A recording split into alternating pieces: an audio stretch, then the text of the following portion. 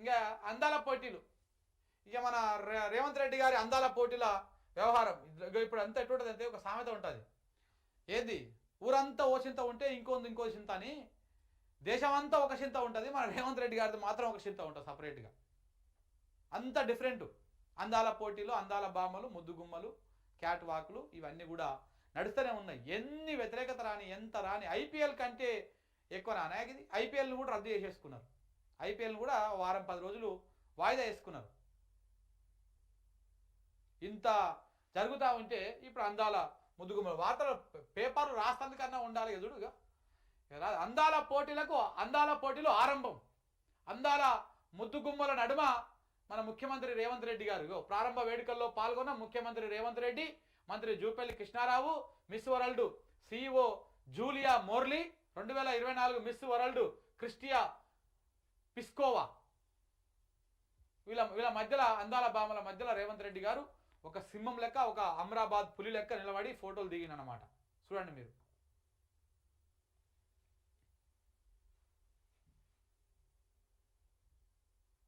పాక్ వంకర బుద్ధి, అది వంకరనే ఉంటుంది, దాని వంకర బుద్ధే ఉంటుంది. ఇస్లాం పేరు ఎత్తడానికి పాక్కు అర్హత లేదు. అమాయకులను, చిన్నపిల్లలను చంపుతూ మారణహోమం సృష్టిస్తుంది. పాకిస్తాన్కు IMF $1 బిలియన్ రుణం ఎలా ఇస్తుంది? ఆ ఫండ్ను ఇంటర్నేషనల్ మిలిటెంట్ ఫండ్ గా మార్చేశారు. పాక్ను నిరాయుధీకరణగా చేయాలని చెప్పేసి ప్రపంచ దేశాలకు మన అసదుద్దీన్ ఓవైసీ గారు పిలుపునిచ్చారన్నమాట.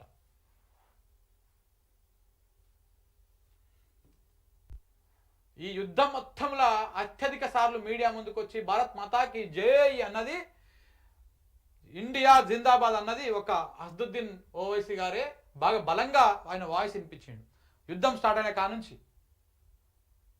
మరి ఎందుకు అట్లా అయిందో అర్థమవుతలేదు. ఇగో చూడండి డ్రోన్లు ఎట్లా ఉందో కథ. అయితే ఒక స్టోరీ మిత్రులారా, ఒక వీడియో మీకు చూపిస్తా. నేను ఒక జైలు నుంచి వచ్చినాక ఫస్ట్ రోజు వీడియో చేసిన, ఫస్ట్ రోజు ఒక వీడియో లైవ్కి వచ్చిన ఫస్ట్ రోజు ఒక వీడియో చేసిన. కాంగ్రెస్ సోషల్ మీడియా ఒక టీంని ఏర్పాటు చేసుకొని కోట్ల రూపాయలు వెచ్చిస్తూ కౌంటర్లు కొట్టడానికి మాత్రమే ఒక టీంని, ఒక దుకాణాన్ని ఏర్పాటు చేసింది అని పెట్టిన. దానికి ఒక ఎగ్జాంపుల్ చూపిస్తాను మీకు. నిన్న నేను చూస్తే చాలా విచిత్రం అనిపించింది. ఒక మిత్రుడు నాకు పంపించిండు లింకు. అన్న మీరు చెప్పింది నిజమే, ఇక చూడండి దాని కింద ఎట్లా ఉందని చెప్పేసి. దీని కింద చూడండి ఒకసారి. ఈయన కేపీ వివేకానంద గౌడు, మన కుత్బుల్లాపూర్ ఎమ్మెల్యే. ఈయన కింద చూడండి, ఇగో ఇట్లా ఈ బాట్ అకౌంట్లు అన్నీ కూడా కాంగ్రెస్ బాట్ అకౌంట్లు అన్నీ, నేను చెప్పినటువంటి దాని కింద ఉన్నటువంటి బాట్ అకౌంట్లు అన్నీ కూడా వచ్చి ఇగో ఇట్లా ఇగో న్యాచురల్ అని చెప్పేసి ఇవన్నీ బాట్ అకౌంట్లు. ఇగో ఈ బాట్ అకౌంట్లు అన్నీ కూడా వచ్చి కౌంటర్లు కొట్టినాయి. చూడండి మీరు ఒకసారి కిందికి వచ్చి చూడండి, అన్నీవే ఉంటాయి, అన్నీవే. అంటే ఇప్పుడు అర్థమైంది కదా, 100% కాంగ్రెస్ పార్టీ ఒక టీంని మెయింటైన్ చేసి సునీల్ కనుగోలుగో ఇవన్నీ బాట్ అకౌంట్లే. చందు గిందు, అసలు ఈ పేర్లు కూడా చదవరాకుండా